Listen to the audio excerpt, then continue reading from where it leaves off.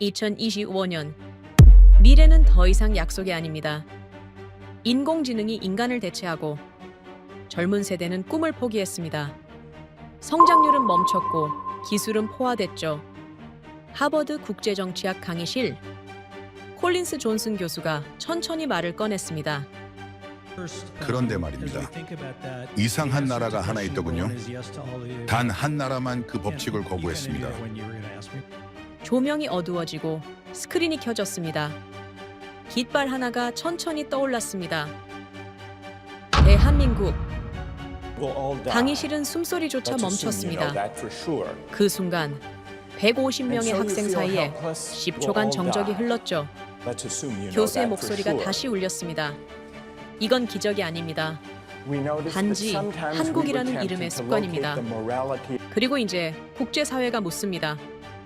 어떻게 작은 나라가 세계의 판도를 뒤집었을까요? 지금부터 그 놀라운 현장 속으로 들어가 보시죠. 미국에서 날아온 충격적인 이야기. 바로 시작합니다.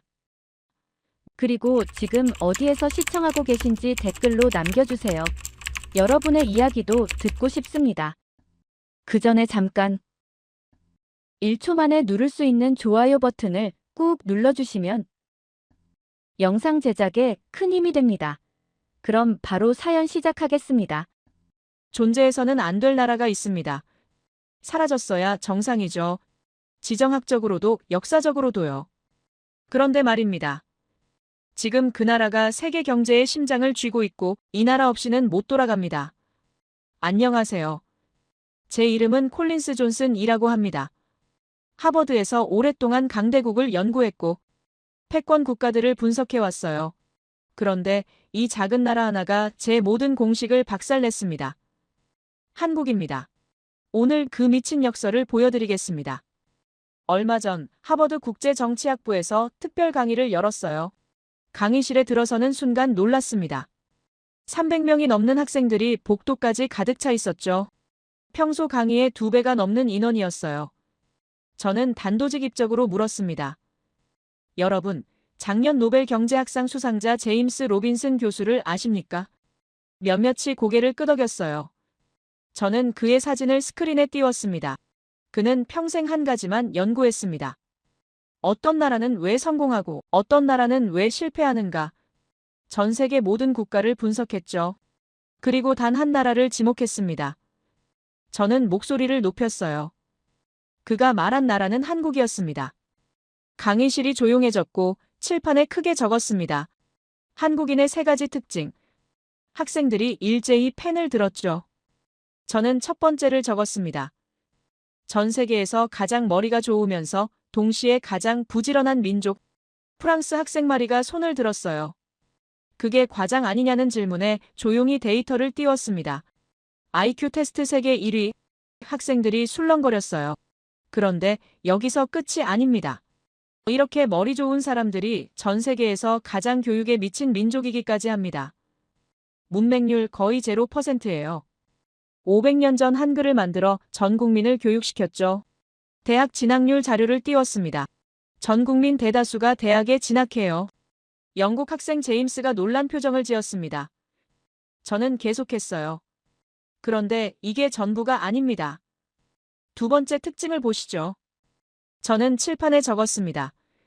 새로운 기술을 가장 빠르게 흡수하고 즉시 더 높은 수준으로 발전시키는 테크노민족. 중국계 학생 리가 고개를 갸우뚱했어요. 한 템포 쉬고 바로 인공지능 활용률 자료를 띄웠습니다. 전 세계 직장인 업무 중 인공지능 활용 비율입니다. 미국은 26.5%죠. 그런데 한국은요? 저는 숫자를 크게 띄웠습니다. 53%입니다. 학생들이 탄성을 질렀어요. 곧이어 반도체 자료를 추가했습니다. 메모리 반도체 세계 점유율 70% 이상. 이건 1위가 아니에요. 독점입니다. 배터리 세계 2위. 조선 세계 1위. LNG 운반선은 90% 이상 점유율이죠. 저는 단호하게 말했습니다. 이게 테크노민족의 힘입니다. 저는 목소리를 낮췄어요. 가장 무서운 건 3번째입니다. 위기 시 순식간에 똘똘 뭉쳐 모든 문제를 해결하는 집단 회복력. 미국 학생 브래드가 의아한 표정을 지었어요. 저는 1997년 IMF 사태 자료를 띄웠습니다. 여러분, 이 사건을 아시나요? 대부분이 고개를 저었죠. 1997년 한국 경제가 붕괴 직전까지 갔습니다. 국가부도 위기였어요. 세계 최고 경제 전문가들이 예측했죠. 회복에 20년은 걸릴 거라고요. 저는 잠시 멈췄다가 말했습니다. 그런데 한국은 3년 만에 극복했습니다. 강의실이 술렁거렸고 금 모으기 운동 사진을 띄웠습니다. 350만 명이 넘는 국민이 자발적으로 금을 내놨어요. 결혼 반지까지 말이죠. 저는 강조했습니다. 평소에는 서로 싸우던 사람들이 나라의 위기가 오자 벌떼처럼 뭉쳤습니다. 이게 집단 회복력입니다. 노암 촘스키도 이 사건을 극찬했죠. 저는 촘스키 인용문을 띄웠습니다. 한국인의 책임감과 단결력, 희생 정신은 전 세계 어디에서도 찾아볼 수 없는 회복력의 증거라고요. 프랑스 학생 마리가 다시 손을 들었어요. 교수님, 그렇다면 이 세 가지가 결합되면 어떻게 됩니까? 저는 미소를 지었습니다. 바로 그 질문입니다. 저는 학생들을 천천히 둘러봤어요. 머리 좋고 부지런한 민족이 기술을 미친 속도로 흡수하고 발전시키면서 위기 때마다 똘똘 뭉쳐 해결한다면요. 그 나라는 절대 무너지지 않습니다. 한국은 불멸의 공식이다. 영국 학생 제임스가 질문했습니다. 하지만 한국은 인구도 적고 자원도 없지 않냐는 질문에 고개를 끄덕였어요. 맞습니다. 인구 5천만. 자원 거의 제로, 영토도 작죠. 하지만 한국은 사람 자체가 자원입니다. 국민 개개인이 무기이며 전 세계에서 인적 자원의 질이 가장 높은 나라예요. 저는 데이터를 연달아 띄웠습니다. 스템 인재 비율 세계 1위, 특허 경쟁력 세계 1위, 인터넷 속도 세계 1위, 5G 최초 상용화. 저는 강조했습니다. 이 모든 게 사람에서 나옵니다. 중국계 학생 중 한 명이 그래도 중국을 따라오려면 한참 멀었다며 소리쳤어요. 그 말에 저는 고개를 저었습니다. 규모와 밀도는 다릅니다. 한국은 전 국민이 고밀도 인재예요. 1억 명 중 1,000만 명의 인재와 5천만 명 전부가 인재인 건 완전히 다른 겁니다. 학생들이 고개를 끄덕였어요. 저는 마지막 질문을 던졌습니다. 여러분, 그렇다면 어떻게 이런 민족이 탄생했을까요? 그 답은 역사에 있습니다. 한국은 죽었어야 했던 나라예요. 수천 년간 침략당했고 멸망 직전까지 갔죠. 그런데 살아남았습니다. 고구려 700년, 고려 40년 항전, 조선 500년 폐허에서 선진국으로. 이 모든 역사가 세 가지 특징을 만들었습니다. 머리 좋고 부지런해야 살아남았어요. 기술을 빠르게 받아들여야 버텼죠. 위기 때마다 뭉쳐야 이겼습니다. 생존이 그들을 만들었습니다. 미국 학생 브래드가 물었어요. 교수님, 그렇다면 앞으로 한국은 어떻게 됩니까? 저는 미소를 지었습니다. 바로 그걸 보여드리려고 합니다. 이제 그 증거를 보여드리겠습니다. 학생들의 눈빛이 완전히 달라졌습니다. 저는 천천히 말했어요. 한국의 역사를 보면 답이 나옵니다. 왜 그들이 이렇게 될 수밖에 없었는지 말이죠. 고구려부터 시작하겠습니다. 세계 최강 제국들을 상대로 700년을 버틴 나라 말입니다. 학생들이 숨을 죽였어요. 저는 마지막 한 문장을 던졌습니다. 한국은 존재해서는 안 될 나라였습니다. 하지만 지금은 세계가 한국 없이 못 돌아갑니다. 그 미친 역설의 증거를 지금부터 보여드리겠습니다. 거대한 대륙이 화면을 가득 채웠어요. 학생들이 지도를 뚫어지게 바라봤죠. 저는 한반도 북쪽을 가리키며 말했습니다. 여러분, 이곳에 700년을 존속한 나라가 있었습니다. 고구려입니다. 프랑스 학생 마리가 손을 들었어요. 교수님, 700년이면 얼마나 긴 겁니까? 로마 제국이 500년쯤 지속됐죠. 몽골 제국은 150년 정도였고요. 오스만 제국이 600년쯤 됩니다. 고구려는 700년입니다. 학생들이 놀란 표정을 지었습니다. 더 중요한 건 어떻게 살아남았느냐입니다. 만주 전역, 한반도 북부, 요동 반도까지. 영국 학생 제임스가 탄성을 질렀어요. 이게 한반도 국가입니까? 저는 고개를 저었습니다. 아닙니다. 이건 대륙 제국이었어요. 저는 칠판에 적었습니다. 생존 방식 첫 번째 전략적 사고. 학생들이 집중했어요. 저는 주변 국가들을 하나씩 지목하기 시작했습니다. 고구려와 비슷한 시기에 존재했던 나라들을 볼까요? 흉노, 중국 한나라의 공격으로 멸족됐습니다. 돌궐, 당나라의 흡수돼 흔적도 남기지 못했죠. 요나라, 금나라 몽골의 칼날 아래 국가가 해체됐어요. 저는 잠시 멈췄다가 말했습니다. 이들은 모두 고구려보다 강대국이었습니다. 학생들 표정이 굳어졌어요. 그런데 고구려는 살아남았습니다. 왜일까요? 중국계 학생 리가 질문했습니다. 교수님, 운이 좋았던 거 아닙니까? 좋은 질문입니다. 하지만 700년은 운으로 설명할 수 없습니다. 저는 고구려 군사체계 자료를 띄웠습니다. 이들은 전략가였어요. 지형을 완벽히 활용했죠. 산악과 평야가 섞인 지형이었습니다. 평지에서는 기마군단으로 싸웠어요. 말을 탄 전사들이 하루에 수백 리를 이동했죠. 산에서는 요새를 활용했습니다. 철제 갑옷과 무기를 대량 생산했어요. 저는 강조했습니다. 이건 단순한 전투가 아닙니다. 계산된 전쟁이에요. 저는 612년 살수대첩 자료를 띄웠습니다. 학생들이 앞으로 몸을 기울였어요. 수나라가 침공했습니다. 30만 대군이었죠. 미국 학생 브래드가 놀란 표정을 지었습니다. 을지문덕이라는 장군이 있었습니다. 그는 정면 승부를 피했어요. 후퇴 작전을 펼쳤죠. 수나라 군대를 깊숙이 끌어들였습니다. 프랑스 학생 마리가 왜 그랬냐고 물었어요. 보급선을 늘리기 위해서였어요. 적군이 지치기를 기다린 겁니다. 저는 지도에 살수의 위치를 표시했습니다. 그리고 이곳에서 기습했습니다. 30만 대군 중 살아 돌아간 병사는 2,700명. 강의실이 조용해졌습니다. 거의 전멸이라고 저는 강조했어요. 영국 학생 제임스가 손을 들면서 이게 정말 가능한 일이냐고 물었습니다. 저는 중국 역사서를 인용했습니다. 수서에 기록되어 있어요. 중국 측 기록입니다. 저는 계속 말했죠. 수나라는 이 전쟁 이후 급격히 쇠퇴했습니다. 결국 멸망했어요. 학생들이 탄성을 질렀습니다.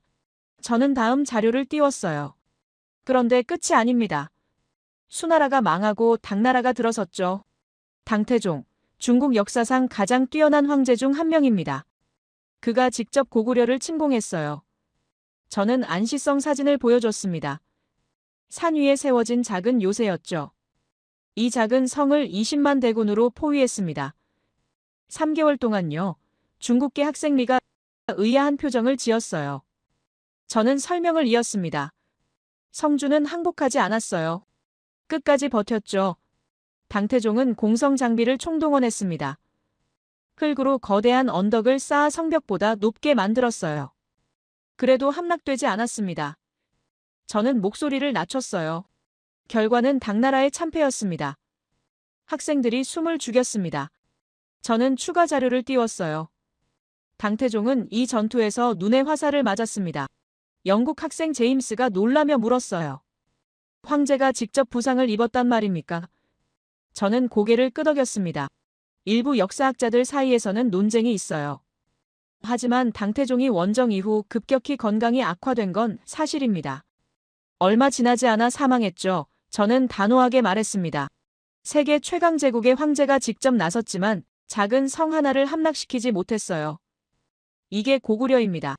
프랑스 학생 마리가 질문했습니다. 교수님, 그렇다면 고구려는 왜 그렇게 강했습니까? 저는 칠판을 쳤습니다.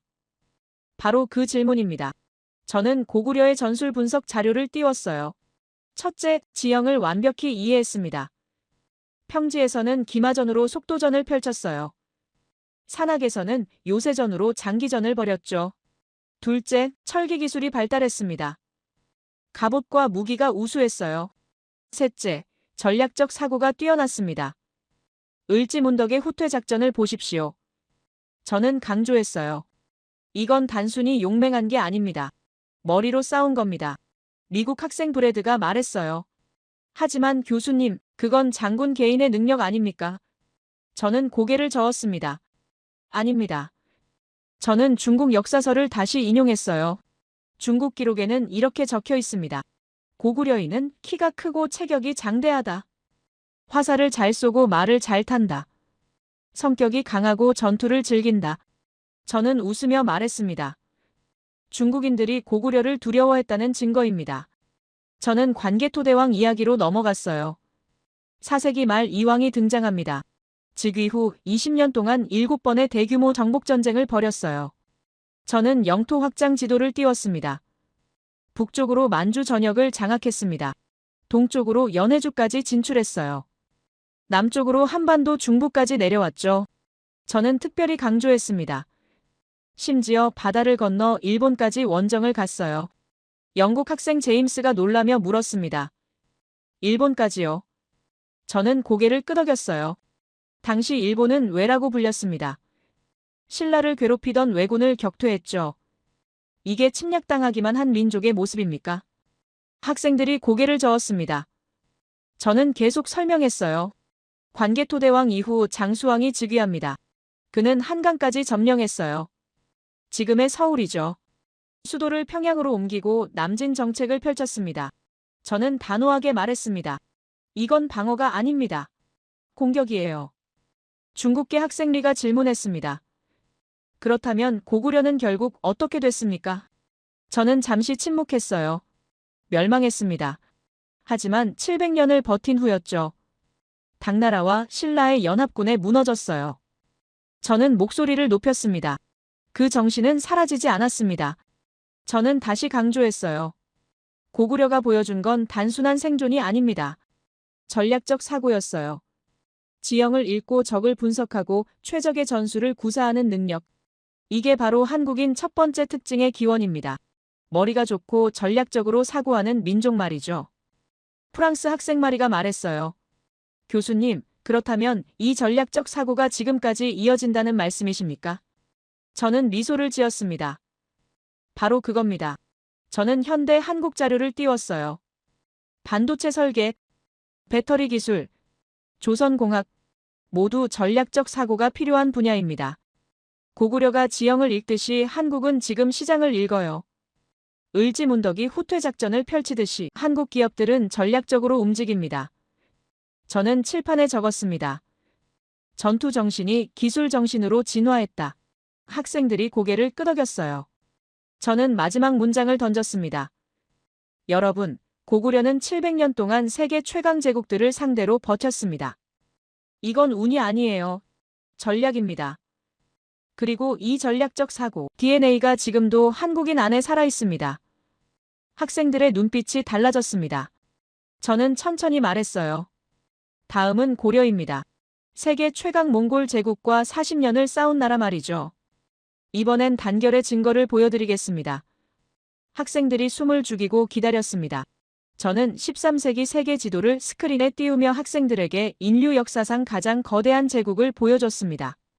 유럽 동부에서 중국까지, 중동에서 러시아까지 화면을 가득 채운 거대한 영토를 보며 학생들이 탄성을 질렀어요. 저는 천천히 말했습니다. 몽골 제국입니다. 저는 몽골이 정복한 나라들을 하나씩 나열하기 시작했어요. 러시아는 점령당했고 페르시아는 잿더미가 됐으며 서한은 완전히 멸족당했죠. 금나라는 소멸했고 유럽 동부는 초토화됐습니다. 저는 잠시 멈췄다가 덧붙였어요. 일본도 2번이나 침공당했지만 태풍 덕분에 기적적으로 살아남았죠. 학생들이 고개를 끄덕이며 몽골의 공포를 떠올리는 표정을 지었습니다. 저는 목소리를 낮추며 말했어요. 그런데 단 하나의 나라가 40년 동안 몽골과 맞서 싸웠습니다. 칠판에 크게 적으며 강조했죠. 고려 학생들이 술렁이기 시작했고 몇몇은 메모를 하기 시작했어요. 저는 계속 설명했습니다. 40년은 한 세대가 넘는 시간이며 이건 세계 역사에서 유례가 없는 기록입니다. 저는 1231년 몽골의 첫 침공 당시 고려 조정이 내린 결단을 설명하기 시작했어요. 그들은 강화도로 천도했고 저는 지도에 그 위치를 표시하며 바다로 둘러싸인 섬이자 천연 요새라고 강조했습니다. 몽골의 가장 큰 약점이 뭘까요? 라고 묻자 프랑스 학생 마리가 생각에 잠겼고 저는 해전이라고 대답하며 몽골은 육지에서는 무적이었지만 바다에서는 약했으며 고려는 이걸 정확히 파악했다고 설명했습니다. 그때 일본 학생 유키가 손을 들며 노트북을 꺼냈어요. 그는 조심스럽게 말했습니다. 교수님, 제가 일본 학계 자료를 찾아봤는데 고려의 강화도 천도는 사실 왕실만 살려고 백성을 버린 도피 아니었습니까? 강의실이 순간 조용해졌고 학생들이 유키를 바라봤어요. 저는 그를 천천히 바라보며 의연하게 물었습니다. 흥미로운 해석이네요. 그 자료 출처가 어디죠? 유키가 화면을 보여주며 일본 교토대학교 동양사 연구실 논문이라고 말했어요. 저는 고개를 끄덕이며 그 논문을 알고 있다고 말한 뒤 평범한 말투로 계속했습니다. 그런데 말이죠. 그 논문은 한 가지를 간과했습니다. 저는 고려 정부 기록을 띄우며 강화도, 천도 이후에도 지방 행정이 계속 작동했고 의병들이 전국에서 일어났으며 지방군이 끝까지 저항했다고 설명했어요. 만약 왕실만 도망친 거였다면 40년을 버틸 수 있었을까요? 라고 묻자 유키의 표정이 굳어졌습니다. 저는 계속 말했어요. 오히려 이건 전략적 판단이었고 왕실과 정부를 강화도로 옮긴 뒤 백성 단 한 명도 항복시키지 않겠다고 선언했죠. 저는 몽골의 침공 횟수를 칠판에 크게 적으며 강조했습니다. 9차례. 몽골은 9번 침공했지만 9번 모두 고려를 굴복시키는 데 실패했습니다. 영국 학생 제임스가 손을 들며 질문했어요. 교수님, 40년이라는 시간 동안 고려는 어떻게 버틸 수 있었습니까? 저는 한 단어를 천천히 말했습니다. 지독함입니다. 그 단어를 반복하며 칠판에 적었어요. 저는 전쟁 중에도 고려가 8만 대장경을 만들었다는 사실을 설명하기 시작했습니다. 나무판에 불경을 새긴 것으로 8만 장이 넘는 방대한 작업이었죠. 학생들이 믿기지 않는다는 표정을 지었고 유키가 다시 손을 들며 물었어요. 교수님, 그건 단지 종교적 목적 아닙니까? 전쟁과는 상관없는 거 아닙니까? 저는 유키를 바라보며 평범하게 대답했습니다. 겉으로는 부처의 힘으로 몽골을 물리치려 했던 종교적 목적이었지만 더 중요한 건 전쟁 중에도 국가 시스템이 무너지지 않았다는 증거라고요. 행정이 작동했고 기술자들이 일했으며 문화가 유지됐다는 뜻이라고 강조했습니다. 저는 다른 나라들과 비교하기 시작했어요. 러시아는 몽골에게 정복당한 후 200년 이상 지배받았고 페르시아는 완전히 파괴됐으며 중국도 원나라가 되어 몽골의 일부가 됐습니다. 저는 목소리를 높이며 말했어요. 하지만 고려는 40년을 버텼고 왕조가 유지됐으며 문화가 살아있었고 백성들이 싸웠습니다. 유키가 멋쩍게 웃으며 말했어요. 하지만 교수님, 결국 고려는 항복한 거 아닙니까? 저는 그를 침착하게 바라보며 대답했습니다. 항복이라는 단어는 정확하지 않으며 협상에 가깝습니다. 40년 전쟁 후 고려는 몽골과 평화협정을 맺었지만 왕조는 유지됐고 왕실 혈통도 끊기지 않았으며 내정의 상당 부분을 자치로 운영했죠. 저는 비교 자료를 띄우며 다른 나라들의 사례를 보여줬어요. 왕이 처형당하고 귀족이 학살당하고 문화가 말살된 나라들과 달리 고려는 생존했다고 강조했습니다. 이건 완전한 패배가 아니라 생존이었어요. 유키의 손이 미세하게 떨리는 게 보였고 그는 노트북을 천천히 덮으며 더 이상 질문하지 않았습니다. 중국계 학생 리가 손을 들며 물었어요. 교수님, 그렇다면 이게 단결의 증거라는 말씀이십니까? 저는 고개를 끄덕이며 칠판에 크게 적었습니다. 40년 항전. 저는 학생들을 둘러보며 천천히 말했어요. 여러분, 이게 무슨 의미인지 아십니까?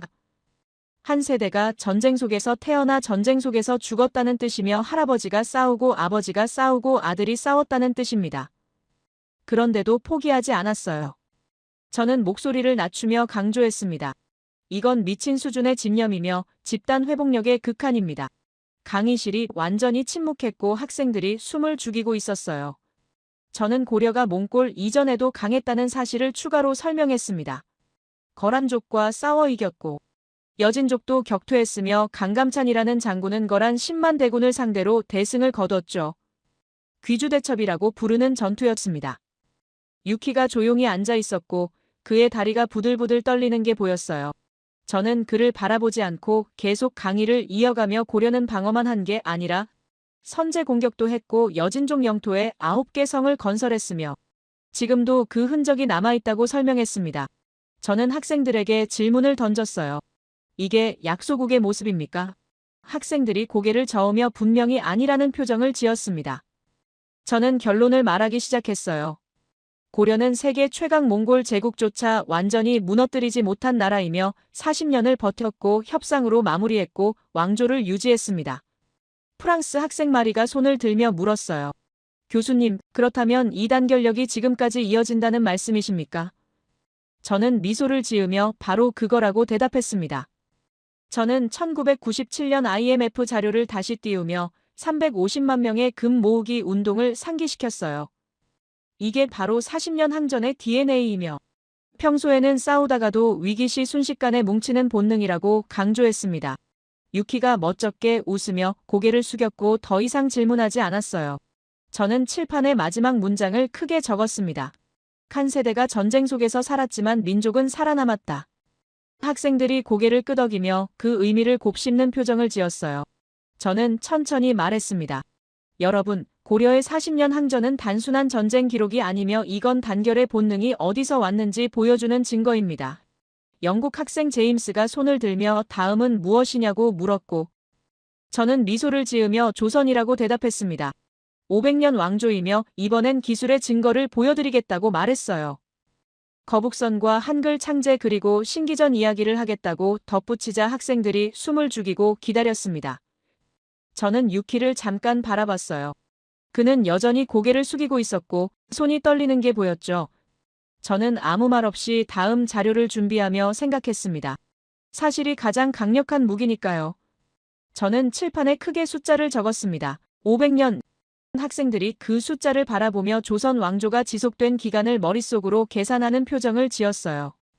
저는 세계 역사와 비교하기 시작했습니다.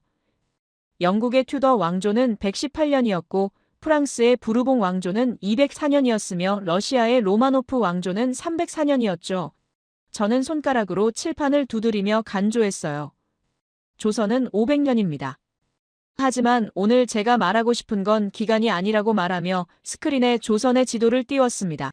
조선에 대한 흔한 오해가 있다고 말하자 학생들이 집중했어요. 저는 학생들을 둘러보며 물었습니다. 조선은 평화주의 국가였다고 생각하십니까? 몇몇 학생들이 고개를 끄덕였고 저는 천천히 말했어요. 절반만 맞습니다. 칠판에 크게 적으며 강조했죠. 조선은 칼을 뽑지 않았을 뿐 칼이 없었던 게 아니다. 저는 1419년 대마도 정벌 이야기를 꺼냈습니다. 지도에 대마도 위치를 표시하며 일본과 한반도 사이에 있는 작은 섬이라고 설명했어요. 일본 해적들이 조선 연안을 습격했고 약탈하고 백성들을 납치했죠. 저는 계속 말했습니다. 조선은 참았고 경고했지만 해적들은 멈추지 않았어요. 그래서 조선은 결정을 내렸다고 말하며 목소리를 높였습니다. 대마도를 직접 치기로. 학생들이 앞으로 몸을 기울였고 저는 데이터를 띄웠어요. 227척의 전함과 17,000명의 병력이 대마도로 출발했으며 단 3일 만에 섬을 제압했습니다. 학생들이 탄성을 질렀고 저는 계속 설명했어요. 일본 무사들 대부분이 전사했고 섬 전체가 불탔으며 조선군은 목적을 달성하고 돌아왔죠. 저는 덧붙였습니다. 그 후 대마도는 200년 동안 조선에 조공을 바쳤고 일본 역사서에는 거의 기록되지 않았어요. 그들에게는 치욕이었으니까요. 일본 학생 유키가 조용히 앉아 있었고 아무 말도 하지 않았습니다. 저는 북쪽 이야기로 넘어가며 지도에 한반도 북부를 표시했어요. 여진족이 북쪽 국경을 위협했고 조선은 어떻게 했을까요? 라고 묻자 학생들이 생각에 잠겼습니다. 저는 답을 말했어요. 영토를 확장했습니다. 학생들이 놀라는 표정을 지었고 저는 사군 육진이라고 설명했습니다. 4개 군과 6개 진으로 북방에 10개의 군사거점을 건설한 것이며 이 작전으로 여진족을 밀어냈다고요. 저는 강조하며 말했습니다. 지금 여러분이 지도에서 보는 한반도 북쪽 국경선은 600년 전에 조선 장군들이 칼로 그은 선입니다. 영국 학생 제임스가 손을 들며 질문했어요. 하지만 교수님, 조선은 확장 전쟁을 거의 하지 않았잖아요. 저는 미소를 지으며 고개를 끄덕였습니다. 맞습니다. 하지만 이해하셔야 해요. 조선은 영토욕이 없었을 뿐이며 전쟁 능력이 없었던 게 아니라고 설명했죠. 저는 조선의 군사기술을 본격적으로 설명하기 시작했습니다. 조선 수군은 세계 최강이었다고 말하며 거북선 그림을 띄웠어요. 학생들이 화면에 집중했고 저는 천천히 설명했습니다. 세계 최초의 철갑선이었으며 16세기에 만들어졌죠. 학생들이 놀란 표정을 지었고 저는 추가로 설명했어요. 조선의 화포 기술도 뛰어났고 신기전이라는 로켓 무기도 있었으며 화차라는 다연장 로켓 발사대도 만들었습니다. 저는 강조하며 말했어요. 이건 16세기 기술이며 유럽보다 앞선 부분도 많았습니다. 프랑스 학생 마리가 손을 들며 물었어요. 교수님, 그렇다면 왜 조선은 그 기술을 적극적으로 사용하지 않았습니까? 저는 잠시 생각하는 척하며 대답했습니다. 필요가 없었으니까요. 조선은 침략보다 방어를 선택했고 확장보다 안정을 택했죠. 저는 임진왜란 이야기를 본격적으로 시작했습니다. 1592년 일본이 조선을 침공했고 도요토미 히데요시가 이끈 대군이었다고 설명하며 지도에 일본군의 진격로를 표시했어요. 초반에는 일본군이 빠르게 북상했고 육지 전투에서 조선군이 고전했다고 말했습니다. 저는 잠시 멈췄다가 목소리를 낮추며 말했어요. 하지만 바다는 달랐습니다. 저는 이순신이라는 이름을 칠판에 크게 적으며 조선 수군을 이끈 장군이라고 소개했습니다. 전투 기록을 하나씩 나열하기 시작했어요. 옥포해전 승리, 사천해전 승리, 탄산도 대첩 대승, 명량해전 기적 승리. 저는 특히 명량해전을 강조하며 설명했습니다. 12척의 배로 133척의 일본 전함을 상대했고 이겼다고요. 학생들이 믿기지 않는다는 표정을 지었고 중국계 학생 리가 손을 들며 물었어요. 교수님, 그게 정말 가능한 겁니까? 저는 고개를 끄덕이며 조선왕조실록에 기록되어 있고 일본 측 기록에도 남아있다고 대답했습니다. 저는 계속 설명했어요. 일본군은 바다에서 완전히 붕괴했고 보급로가 끊겼으며 육지에서 고립된 일본군은 결국 철수할 수밖에 없었다고요. 저는 결론을 말하며 강조했습니다. 조선은 7년 전쟁 끝에 일본을 몰아냈고 전쟁이 필요하면 끝까지 싸웠으며 필요 없으면 칼을 집에 넣어뒀죠. 칠판에 다시 적으며 목소리를 높였어요. 능력은 있었다. 선택하지 않았을 뿐. 학생들이 고개를 끄덕이며 그 의미를 이해하는 표정을 지었습니다. 저는 한글 이야기로 넘어갔어요. 세종대왕이 백성을 위해 만든 문자이며 전 국민의 문맹을 퇴치하기 위한 혁명적인 발명이었다고 설명했습니다. 저는 강조하며 말했어요. 500년 전에 이미 조선은 교육의 중요성을 알고 있었고 사람이 최고의 자원이라는 걸 깨달았으며 그래서 한글을 만들어 모든 백성이 글을 읽고 쓸 수 있게 만들었죠. 영국 학생 제임스가 감탄하며 말했습니다. 교수님, 그렇다면 조선은 정말 놀라운 나라였네요. 저는 미소를 지으며 고개를 끄덕였어요. 그런데 여기서 한 가지 더 말씀드리고 싶은 게 있다고 말하며 학생들을 천천히 둘러봤습니다. 여러분, 오늘날 대부분의 사람들이 나라가 망하면 안 된다는 생각을 갖고 있죠. 물론 누구든 그런 생각을 갖고 있지만 한국이라는 나라가 특별한 이유는 이 마음의 뿌리가 얼마나 깊은지 아느냐는 겁니다. 저는 목소리를 낮추며 간조했어요. 한국은 수천 년간 지정학적 리스크를 안고 살았고 중국과 일본 사이에서 끊임없이 위협받았으며 어느 시대든 한순간의 방심이 곧 멸망을 의미했습니다. 저는 학생들의 눈을 바라보며 말했습니다. 그런데 한국인들은 어떤 역경 앞에서도 의연하게 대처했고 오히려 위기를 기회로 만들어 왔어요. 이게 가능했던 이유는 바로 조상들의 정신이 대대로 이어져 왔기 때문이며 고구려의 전략적 사고, 고려의 단결력, 조선의 기술혁신 정신이 모두 지금의 한국인 안에 살아있기 때문입니다. 저는 칠판에 크게 적으며 강조했어요. 위기가 오면 더욱 강해지는 민족. 프랑스 학생 마리가 손을 들며 물었습니다. 교수님, 그렇다면 그 정신이 지금도 작동한다는 말씀이십니까? 저는 고개를 끄덕이며 1997년 IMF를 다시 언급했어요. 3년 만에 극복한 그 힘이 어디서 나왔겠습니까? 바로 조상들의 정신입니다. 저는 계속 설명했습니다. 조선이 거북선을 만들던 그 혁신 정신이 지금은 반도체가 됐고 신기전을 쏘아 올리던 그 기술력이 지금은 우주 로켓이 됐으며 임진왜란 때 끝까지 싸우던 그 집념이 지금은 세계 시장에서 경쟁력이 됐죠. 저는 목소리를 높이며 강조했어요. 이게 바로 한국인의 DNA입니다. 미국 학생 브래드가 말했습니다. 교수님, 그렇다면 한국인들은 위기를 두려워하지 않는 겁니까? 저는 미소를 지으며 대답했어요. 두려워하지 않는 게 아니라 위기를 극복할 수 있다는 확신이 있는 겁니다. 그 확신은 수천 년의 역사가 증명해왔고 조상들이 보여준 무수한 사례들이 뒷받침하고 있으며 그래서 한국인들은 위기 앞에서 오히려 더 강해집니다. 저는 마지막 문장을 천천히 말했습니다. 조선의 군사기술과 전투정신은 현대로 이어졌고 한국 전쟁 그리고 지금의 방산 강국까지 이어지고 있으며 이 모든 건 우연이 아니라 필연입니다. 학생들이 숨을 죽이고 있었고 저는 칠판에 마지막 문장을 적었어요. 기술 정신은 생존 본능에서 나왔다. 저는 학생들을 둘러보며 말했습니다. 여러분, 다음은 근대로 넘어가겠습니다. 한국이 폐허에서 어떻게 일어섰는지 보시겠어요. 학생들의 눈빛이 완전히 달라져 있었고 그들은 다음 이야기를 기다리고 있었습니다.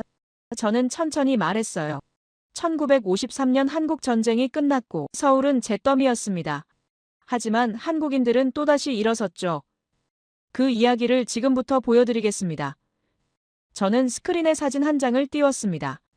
1953년 서울의 모습이었고 폐허였어요. 건물은 무너져 있었고 거리는 잿더미였으며 학생들이 침묵했습니다. 저는 천천히 말했어요. 1953년 한국 전쟁이 끝났고 이게 그때 서울의 모습입니다. 저는 다른 사진들을 연달아 띄우며 부산, 대구, 평양, 인천 어디든 똑같았다고 말했습니다. 저는 데이터를 보여주기 시작했어요. 국토의 80%가 파괴됐고 산업시설은 거의 전멸했으며 500만 명이 피난민이 됐죠. 저는 세계은행 자료를 띄우며 1953년 한국의 1인당 GDP가 79달러였다고 강조했습니다. 저는 비교 자료를 추가로 보여줬어요. 같은 시기 필리핀은 200달러였고 태국은 150달러였으며 인도도 한국보다 나았다고 설명했죠. 저는 목소리를 낮추며 말했습니다. 한국은 세계에서 가장 가난한 나라 중 하나였고 유엔은 한국을 원조 대상국으로 지정했으며 미국이 식량과 물자를 보냈죠. 전 세계가 한국을 불쌍히 여겼다고 말하며 학생들을 바라봤어요. 저는 잠시 멈췄다가 말했습니다. 이 상황에서 살아남을 확률은 거의 없었습니다. 미국 학생 브래드가 손을 들며 질문했어요. 교수님, 한국은 미국 원조 덕분에 살아난 거 아닙니까? 저는 고개를 끄덕이며 좋은 질문이라고 대답했습니다. 저는 칠판에 질문을 적으며 물었어요. 원조를 받은 나라는 한국뿐이었나요? 저는 목록을 나열하기 시작했습니다.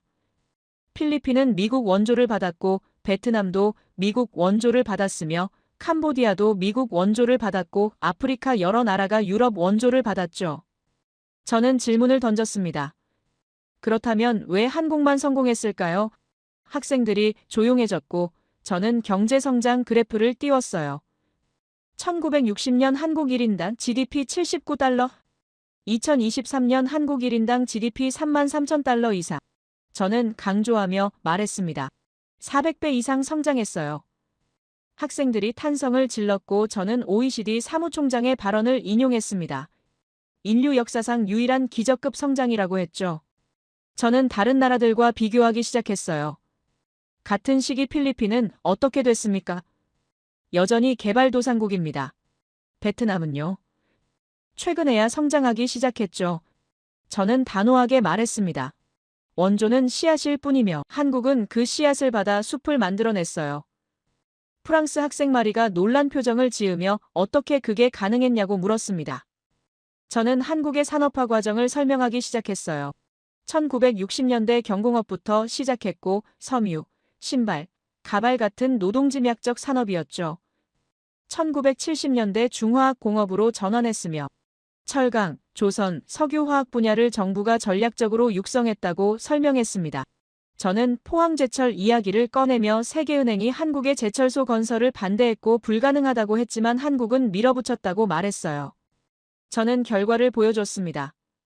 포항제철은 세계 최고 수준의 제철소가 됐고 지금은 포스코라는 이름으로 글로벌 기업이 됐죠. 저는 조선 산업으로 넘어가며 1970년대 초반 한국은 배 한 척 제대로 만들지 못했지만 지금은 세계 1위 조선 국가가 됐다고 강조했습니다. LNG 운반선 시장의 90% 이상을 한국이 장악하고 있고 초대형 컨테이너선도 마찬가지라고 설명했어요. 저는 반도체 이야기를 시작했습니다. 1980년대 한국은 반도체 산업에 뛰어들었고 일본이 이미 시장을 장악하고 있었으며 미국 기업들도 강력했죠. 저는 강조하며 말했어요. 모두가 불가능하다고 했지만 한국은 또 밀어붙였습니다. 저는 결과를 보여줬어요. 지금 한국은 메모리 반도체 세계 점유율 70% 이상이며 삼성과 SK 하이닉스 이 두 회사가 세계 시장을 지배하고 있다고요. 영국 학생 제임스가 손을 들며 물었습니다. 교수님, 그렇다면 한국은 어떻게 그렇게 빨리 성장할 수 있었습니까? 저는 미소를 지으며 칠판에 크게 적었어요. 세 가지 특징의 총집합. 학생들이 집중했고 저는 설명하기 시작했습니다. 첫째, 머리 좋고 부지런한 민족이었기에 기술을 빠르게 습득했어요. 둘째, 새로운 기술을 즉시 더 높은 수준으로 발전시키는 테크노민족이었기에 선진국을 따라잡을 수 있었죠. 셋째, 위기 앞에서 똘똘 뭉치는 단결력이 있었기에 불가능을 가능으로 만들었습니다. 저는 목소리를 높이며 강조했어요. 이 세 가지가 결합되자 기적이 일어났습니다. 중국계 학생 리가 질문했습니다. 하지만 교수님, 전쟁은 분명히 재앙이었잖아요. 저는 고개를 끄덕이며 천천히 대답했어요. 맞습니다. 전쟁은 재앙이었죠. 하지만 여기서 놀라운 역설이 발생합니다. 저는 학생들을 둘러보며 말했어요. 한국인들은 이 전쟁을 통해 무언가를 깨달았습니다. 나라가 없으면 모든 게 사라진다는 걸요. 저는 목소리를 낮추며 계속했습니다. 전쟁은 한국인들에게 피치 못할 상황이었지만 오히려 이 계기가 한국이라는 나라를 더욱 강하게 만드는 전환점이 됐어요. 저는 강조하며 말했습니다. 전쟁을 극복한 경험이 오히려 국가력을 높이는 가장 큰 포인트가 됐고 나라를 사랑하는 마음을 서로 확인할 수 있는 계기가 됐으며 한국은 이걸 눈에 띄게 보여주고 있습니다. 프랑스 학생 마리가 손을 들며 물었어요. 교수님, 그게 무슨 뜻입니까? 저는 천천히 설명하기 시작했습니다. 전쟁 후 한국인들은 깨달았어요. 우리가 아니면 아무도 우리를 구해주지 않는다는 걸요. 그래서 미친 듯이 일했고 미친 듯이 배웠으며 미친 듯이 단결했죠. 저는 데이터를 띄우며 보여줬습니다. 1960년대 한국인들의 평균 노동시간은 세계 최고 수준이었고 대학 진학률은 급격히 상승했으며 수출 목표를 달성하기 위해 온 국민이 움직였어요. 저는 목소리를 높이며 말했습니다. 이게 바로 전쟁이 만든 역설입니다. 전쟁은 한국을 파괴했지만 동시에 한국인들을 각성시켰고 폐허는 오히려 새로운 시작의 기회가 됐으며 절망은 희망으로 바뀌었죠. 미국 학생 브래드가 감탄하며 말했습니다. 정말 놀랍습니다. 저는 고개를 끄덕이며 계속했어요. 저는 한국 전쟁 당시 베트남 파병 이야기도 꺼냈습니다. 베트남 전쟁에 한국군이 파병됐고 미군 다음으로 많은 병력을 보냈으며 전투력은 최상급이었죠. 저는 현대 사례로 넘어가며 2011년 소말리아 아덴만에서 한국 화물선이 해적에게 납치됐고 한국 해군 특수부대가 투입됐다고 설명했습니다. 저는 작전 결과를 말했어요. 인질 전원 구출, 해적 전원 사살 또는 생포, 단 한 명의 인질도 죽지 않았습니다. 학생들이 박수를 쳤고 저는 미소를 지었습니다. 저는 방산 수출 이야기로 넘어갔어요.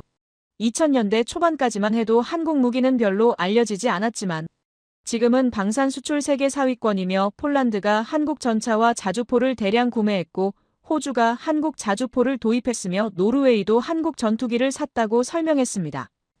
저는 KF-21 전투기 사진을 보여주며 한국형 전투기이고 4.5세대 스텔스 전투기이며 세계에서 네 번째로 자체 개발에 성공했다고 간조했어요. 저는 누리호 발사 영상을 재생하며 한국의 우주 발사체가 하늘로 솟아오르는 장면을 보여줬습니다. 한국은 독자 우주 발사체 개발에 성공했고 세계에서 7번째라고 말했죠. 저는 비교를 하기 시작했습니다. 600년 전 조선은 신기전을 만들었고 로켓 무기였죠. 지금 한국은 우주 로켓을 만들며 이건 우연이 아니라 필연이라고 강조했어요. 기술에 대한 집착, 전투력에 대한 집념, 생존에 대한 본능이 모두 이어져 온 것이라고 설명했습니다. 저는 칠판에 크게 적었어요. 폐허에서 기적으로. 저는 학생들을 둘러보며 말했습니다. 여러분, 한국은 죽어야 했던 나라였지만 살아남았고 일어났으며 이제는 세계를 흔들고 있어요. 저는 마지막 문장을 천천히 말했어요. 이 생존 DNA는 미래 기술로 이어지고 있으며 과거의 전투력은 현대의 기술력이 됐고 이제 한국은 21세기를 이끌 준비가 됐습니다. 프랑스 학생 마리가 손을 들며 물었어요. 교수님, 그렇다면 다음은 무엇입니까? 저는 미소를 지으며 대답했습니다. 현대입니다. 한국이 지금 세계 어디에 서 있는지 보여드리겠어요. 반도체, 배터리, 인공지능, 방산 모든 분야에서 한국이 어떤 위치에 있는지 말이죠. 학생들이 숨을 죽이고 기다렸고 저는 천천히 말했습니다. 한국은 더 이상 원조받는 나라가 아니며 세계가 의존하는 나라입니다. 그 증거를 지금부터 보여드리겠습니다. 저는 세계 산업 지도를 스크린에 띄우며 한국이 장악하고 있는 분야들을 붉은색으로 표시했습니다. 반도체 세계 1위, 배터리 세계 2위, 조선 세계 1위, 디스플레이 세계 1위, 스마트폰 세계 3위권이 화면을 가득 채웠어요. 저는 학생들을 둘러보며 말했습니다. 여러분, 이건 단순한 1위가 아니며 세계가 한국 없이는 돌아갈 수 없다는 뜻입니다. 저는 잠시 멈췄다가 질문을 던졌어요. 그런데 여러분, 왜 한국이 이렇게 기술에 강할까요? 학생들이 생각에 잠겼고 몇몇은 고개를 갸우뚱했습니다. 저는 칠판에 크게 적기 시작했어요. 자원이 없었다. 학생들이 집중했고 저는 천천히 설명하기 시작했습니다. 한국에는 석유도 없고 철도 없으며 금도 은도 거의 없어요. 그렇다면 뭘로 먹고 살아야 할까요? 라고 묻자 프랑스 학생 마리가 생각하는 표정을 지었습니다. 저는 대답했어요. 사람입니다. 사람이 자원이 될 수밖에 없었죠. 저는 계속 설명했습니다. 사람이 자원이면 어떻게 해야 할까요? 그 사람의 머리를 최대한 좋게 만들어야 합니다. 머리가 좋아지려면 배워야 하고 배운 걸 써먹으려면 기술이 필요하죠. 저는 단순하게 정리하며 말했어요. 결국 이렇게 됩니다. 자원이 없다. 그래서 사람이 자원이다. 사람이 자원이면 머리로 먹고 산다. 머리로 산다는 건 기술로 산다는 뜻이다. 기술을 안 배우면 죽는다. 그래서 미친 듯이 배웠다. 저는 칠판을 쳤습니다. 이게 테크노민족이 탄생한 이유입니다. 영국 학생 제임스가 고개를 끄덕이며 말했어요. 아, 이제 이해가 됩니다. 저는 미소를 지으며 더 쉽게 설명했습니다. 여러분, 만약 여러분 집에 돈이 하나도 없다고 상상해 보세요. 그럼 어떻게 해야 할까요? 열심히 공부해서 좋은 직장을 가져야 하죠. 한국이라는 나라가 바로 그랬습니다. 땅속에 돈이 없으니까 머리로 돈을 벌어야 했고 머리로 돈을 번다는 건 기술을 파는 거예요. 저는 구체적인 예를 들기 시작했습니다. 중동 국가들을 보십시오.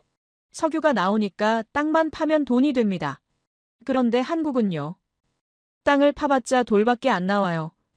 그래서 공장을 지었고 기술을 배웠으며 물건을 만들어 팔기 시작했죠. 저는 강조하며 말했습니다. 이게 생존 방식이었고 선택이 아니라 필수였으며 그래서 한국은 테크노민족이 될 수밖에 없었습니다. 중국계 학생 리가 손을 들며 물었어요. 교수님, 그렇다면 지금 한국의 기술력은 어느 정도입니까? 저는 반도체 공급망 자료를 띄우며 보여주기 시작했습니다. 미국의 데이터 센터, 중국의 스마트폰 공장, 유럽의 자동차 산업이 모두 한국산 반도체에 의존하고 있다고 설명했어요. 저는 최근 사례를 들었습니다. 2021년 삼성 반도체 공장에서 정전 사고가 있었고 단 몇 분이었죠. 학생들이 집중했고 저는 계속 말했습니다. 전 세계 반도체 가격이 요동쳤습니다. 학생들이 놀란 표정을 지었고 저는 강조했어요. 한국이 멈추면 세계가 멈춥니다. 이게 지금 한국의 위치이며 이건 과장이 아니라 사실입니다. 미국 학생 브래드가 탄성을 질렀고 저는 배터리 산업으로 넘어갔습니다. 저는 전기차 시대가 오고 있으며 그 심장이 배터리라고 설명했어요. 데이터를 띄우며 보여줬습니다. 테슬라는 한국 배터리를 쓰고 폭스바겐도 한국 배터리를 쓰며 GM, 포드, 현대, 기아 모두 마찬가지라고 말했죠. 저는 강조했습니다. 전기차 혁명의 핵심이 한국 손에 있으며 세계 2위지만 고급 배터리는 한국이 압도적입니다. 저는 방산 기술로 넘어가며 K2 전차 사진을 띄웠습니다. 세계 최고 수준의 성능이며 폴란드가 1000대 이상 구매했다고 설명했어요. K9 자주포는 세계에서 가장 많이 팔린 자주포이며 폴란드, 호주, 노르웨이, 이집트, 인도가 모두 구매하고 있다고 말했습니다. 저는 KF-21 전투기를 다시 언급했어요. 4.5 세대 전투기를 자체 개발한 나라는 미국, 러시아, 중국 다음이며 유럽도 공동 개발이었지만 한국은 단독으로 해냈다고 강조했죠. 프랑스 학생 마리가 손을 들며 물었습니다. 교수님, 그렇다면 한국은 언제부터 이렇게 강했습니까? 저는 타임라인을 띄우며 설명하기 시작했어요. 1960년대는 섬유와 신발을 만들었고 1970년대는 철강과 조선을 시작했으며 1980년대는 반도체에 뛰어들었고 1990년대는 디지털 혁명을 이끌었으며 2000년대는 스마트폰과 배터리를 장악했고 지금은 인공지능과 우주로 가고 있다고 설명했습니다. 저는 강조하며 말했어요. 보십시오. 매 10년마다 새로운 기술로 올라갔습니다. 이게 테크노민족의 특징이며 한 분야를 마스터하면 즉시 다음 단계로 올라가고 절대 멈추지 않으며 계속 진화합니다. 영국 학생 제임스가 감탄하며 말했습니다. 정말 놀랍네요. 저는 고개를 끄덕이며 더 구체적인 사례를 들기 시작했어요. 저는 인터넷 보급 이야기를 꺼냈습니다. 인터넷이 처음 나왔을 때 한국은 전 세계에서 가장 빠르게 초고속 인터넷망을 깔았고 전 국민이 인터넷을 쓰기 시작했으며 그 결과 온라인 게임, 이커머스, 디지털 뱅킹이 폭발적으로 성장했다고 설명했어요. 저는 스타크래프트 사례를 다시 언급하며 전 세계 판매량의 97%를 한국에서 달성했고 이건 우연이 아니라 한국인들이 새로운 기술을 가장 빠르게 받아들였기 때문이라고 강조했습니다. 저는 인공지능 데이터를 띄우며 보여줬어요. 전 세계 직장인 중 업무에 인공지능을 활용하는 비율이 한국이 53%로 1위이며 미국은 26.5%밖에 안 된다고 말했습니다. 저는 목소리를 높이며 강조했어요. 인공지능의 종주국은 미국이지만 가장 빠르게 활용하는 나라는 한국입니다. 이게 테크노민족의 힘이며 배우는 속도가 아니라 쓰는 속도가 빠른 겁니다. 중국계 학생 리가 질문했습니다.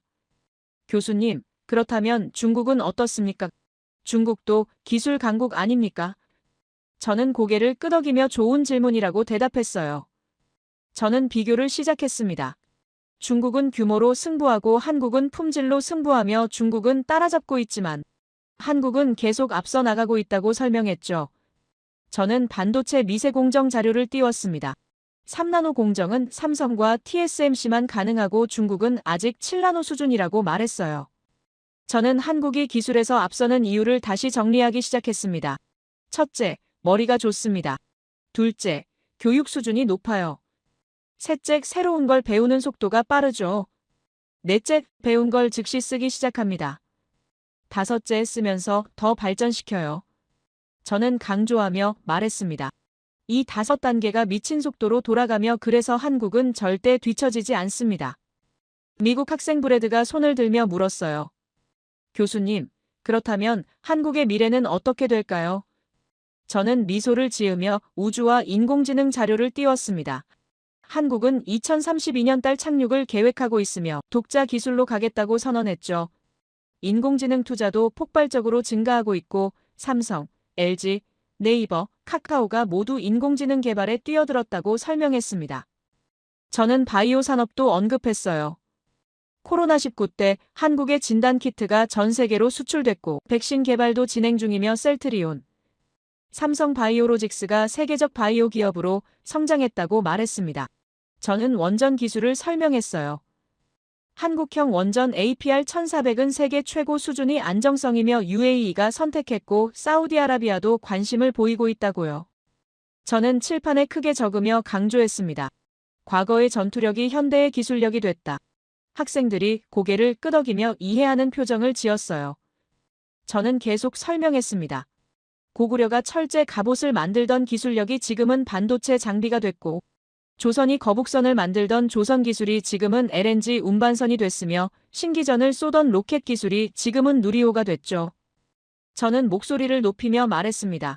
이건 우연이 아니며 기술 DNA가 이어져 온 겁니다.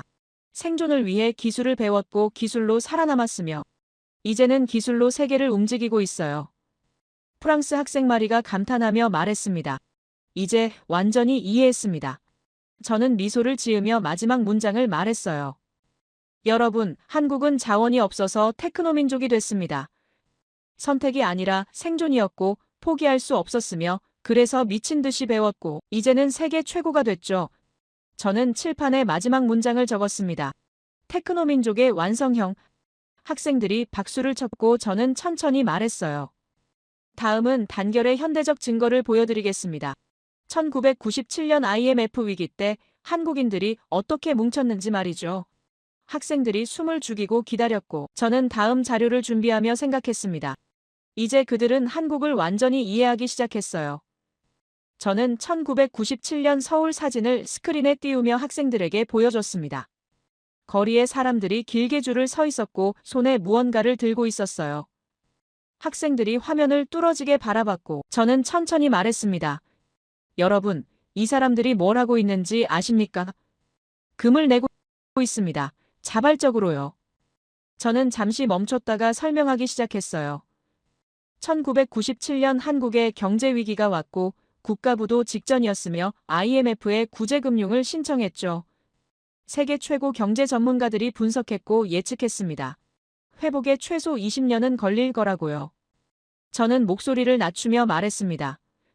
조금 무거운 주제이며 민감한 주제일 수 있지만 이야기하지 않을 수 없어요. 왜냐하면 이게 한국인의 본질을 보여주는 결정적 사건이니까요. 프랑스 학생 마리가 조심스럽게 손을 들며 물었습니다. 교수님, 그 위기가 얼마나 심각했습니까? 저는 데이터를 띄우며 보여주기 시작했어요. 외환 보유고가 바닥났고 대기업들이 연쇄도산했으며 실업률이 폭등했고 중산층이 하루아침에 무너졌죠. 저는 간조하며 말했습니다. 나라 전체가 무너지고 있었고 모두가 절망했으며 미래가 보이지 않았어요.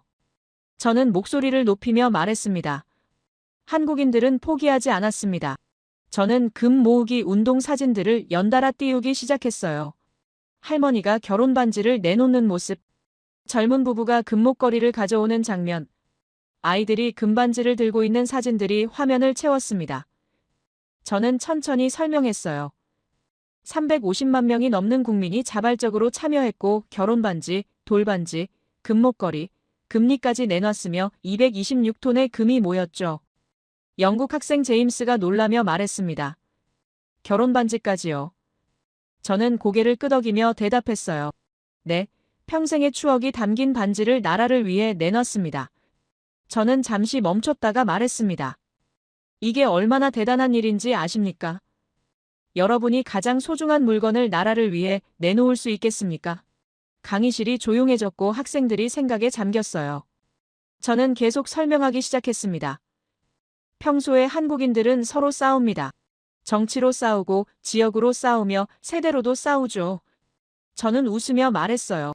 정말 많이 싸웁니다. 하지만 나라의 위기가 오는 순간 모든 게 달라졌고 벌떼처럼 똘똘 뭉쳤으며 이건 명령이 아니라 자발적이었어요. 정부가 시키지 않았고 누가 강요하지도 않았으며 그냥 스스로 움직였죠.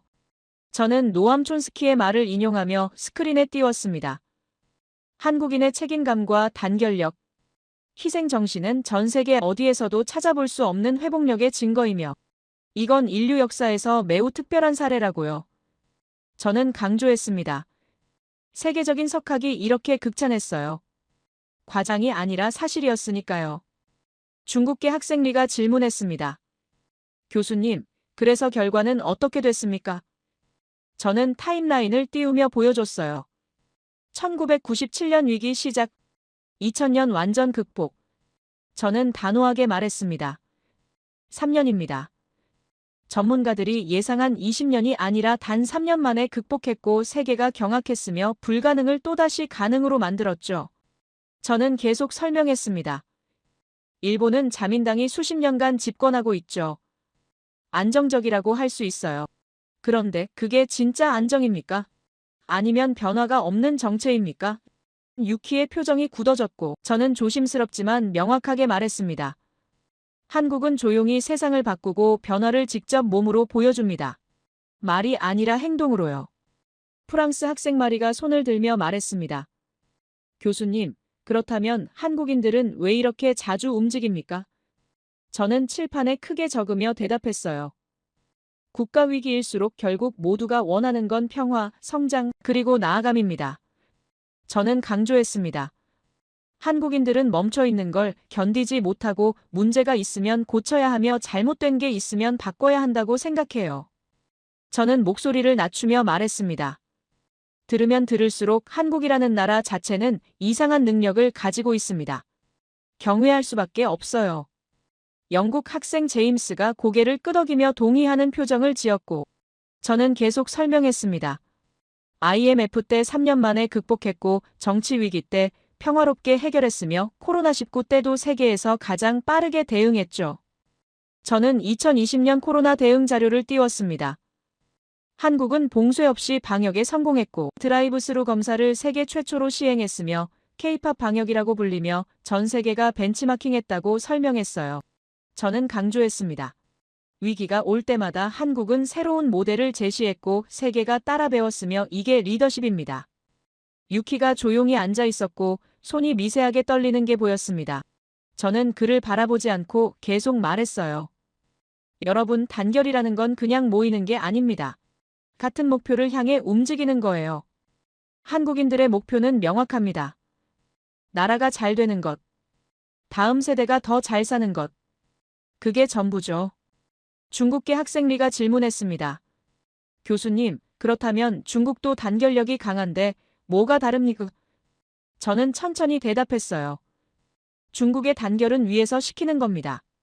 한국의 단결은 아래에서 올라오는 거죠. 이게 근본적으로 다르며 전자는 명령이고 후자는 자발입니다. 저는 강조했습니다. 자발적 단결이 훨씬 강하고 오래가며 진짜 힘이에요. 저는 학생들을 천천히 둘러보며 말했습니다. 여러분, IMF는 경제 위기였지만 한국인들은 3년 만에 극복했고 정치 위기가 왔을 때도 평화롭게 해결했으며 재난이 왔을 때도 시스템을 바꿨어요. 이게 집단 회복력이며 살아있는 증거입니다. 유키가 고개를 숙인 채 아무 말도 하지 않았고 저는 다음 주제로 넘어갔습니다. 이제 마지막입니다. 저는 천천히 말했어요. 한국이 21세기 국제정치에서 어떤 위치에 있는지 보여드리겠습니다. 머리, 기술, 단결이 결합되면 어떤 나라가 되는지 말이죠. 학생들이 숨을 죽이고 기다렸고 저는 마지막 자료를 준비하며 생각했습니다. 이제 그들은 한국을 완전히 이해했어요. 조용하지만 강하고 평화롭지만 단호하며 작지만 거대한 나라라는 걸요. 저는 칠판에 적힌 모든 내용을 천천히 지우기 시작했습니다. 깨끗한 칠판만 남았고 학생들이 조용히 기다렸어요. 저는 그들을 돌아서서 바라보며 말했습니다. 지금까지 우리는 한국의 역사를 훑어봤고 고구려 700년, 고려 40년 한전, 조선 500년, 대한민국 폐허에서 선진국으로 올라온 과정을 봤죠. 저는 잠시 멈췄다가 질문을 던졌어요. 이제 여러분께 마지막 질문을 하나 하겠습니다. 저는 칠판에 크게 적었습니다. 한국은 무엇인가? 학생들이 생각에 잠겼고 저는 천천히 걸으며 말을 이었어요. 한국은 인류 역사에서 가장 오래 살아남은 단일 민족 국가 중 하나이며 전쟁에 지지 않았고 멸망하지 않았으며 폐허 속에서도 다시 일어났죠. 저는 강조했습니다. 그들은 자원이 없었지만 스스로 자원이 됐고 고구려의 전투 정신은 반도체 기술로 진화했으며 조선의 과학은 로켓으로 이어졌어요. 저는 스크린에 현대 세계 지도를 띄우며 한국의 위치를 표시했습니다. 인구 5천만, 영토 10만 제곱킬로미터, 자원 거의 제로. 저는 학생들을 바라보며 물었어요. 이 조건에서 강대국이 될 수 있다고 생각하십니까? 프랑스 학생 마리가 고개를 저으며 말했습니다. 논리적으로는 불가능합니다. 저는 미소를 지으며 대답했어요. 맞습니다. 그런데 한국은 해냈습니다. 저는 데이터를 띄우기 시작했습니다. 세계 12위 경제 규모, 반도체 세계 점유율 70%, 배터리 세계 2위, 조선 세계 1위, 방산 수출 세계 4위권, K-팝 글로벌 현상. 저는 간조하며 말했어요. 이건 단순한 성공이 아니며 이건 구조적 핵심국이 된 겁니다. 세계가 한국 없이는 돌아갈 수 없는 구조를 만들어낸 거죠. 영국 학생 제임스가 손을 들며 질문했습니다. 교수님, 그렇다면 한국은 이제 초강대국입니까? 저는 잠시 생각하는 척하며 대답했어요. 전통적인 초강대국은 아닙니다. 군사력으로만 따지면 미국, 중국, 러시아가 초강대국이죠. 저는 칠판에 새로운 단어를 적었습니다. 21세기형 축국. 저는 설명하기 시작했어요. 축국이라는 건 세계 질서를 떠받치는 기둥 중 하나라는 뜻이며 한국은 기술과 산업에서 세계의 기둥이 됐고 이게 없으면 전체가 흔들린다는 겁니다. 저는 구체적인 사례를 들기 시작했어요. 미국은 한국이 필요합니다. 인도 태평양 전략의 핵심 파트너이며 반도체 공급망의 핵심이고 군사동맹으로도 중요하죠.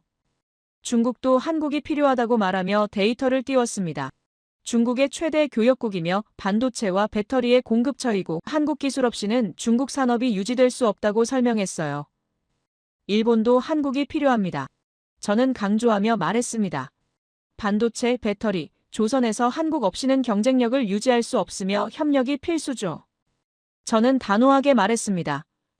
한국은 더 이상 선택받는 위치가 아니며 선택하는 위치이고 미국도 중국도 일본도 한국을 필요로 하며 이게 21세기 한국의 위치입니다. 중국계 학생 리가 질문했어요. 교수님, 그렇다면 한국의 미래는 어떻게 됩니까? 저는 인공지능 자료를 띄우며 보여주기 시작했습니다. 인공지능 시대가 오고 있고 여기서 한글이 치트키가 될 수 있다고 설명했어요.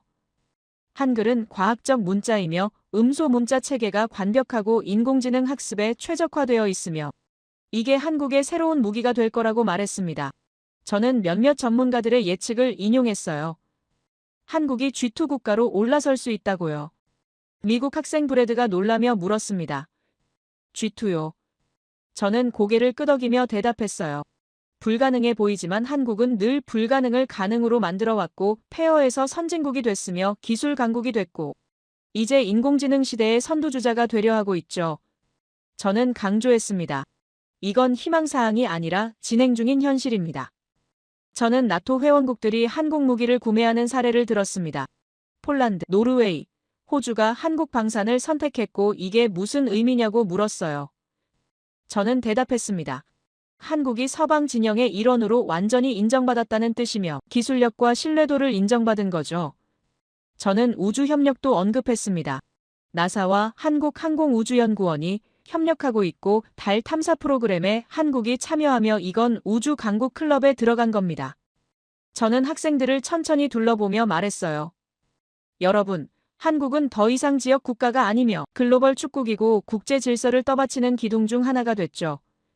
저는 칠판에 다시 적었습니다. 조용히 세계의 중심으로 들어왔다. 프랑스 학생 마리가 감탄하며 말했습니다. 정말 놀라운 이야기입니다. 저는 마지막 정리를 시작했습니다. 저는 25년간 국제 정치를 연구했고 수많은 나라의 흥망을 봤으며 그중 한국만큼 예측 불가능한 나라는 없었다고 말했어요. 역사적으로 사라졌어야 했던 나라가 가장 치열하게 버텼고 가장 빠르게 일어섰으며 이제는 세계의 심장부를 움직이고 있다고 간조했죠. 저는 목소리를 낮추며 천천히 말했습니다.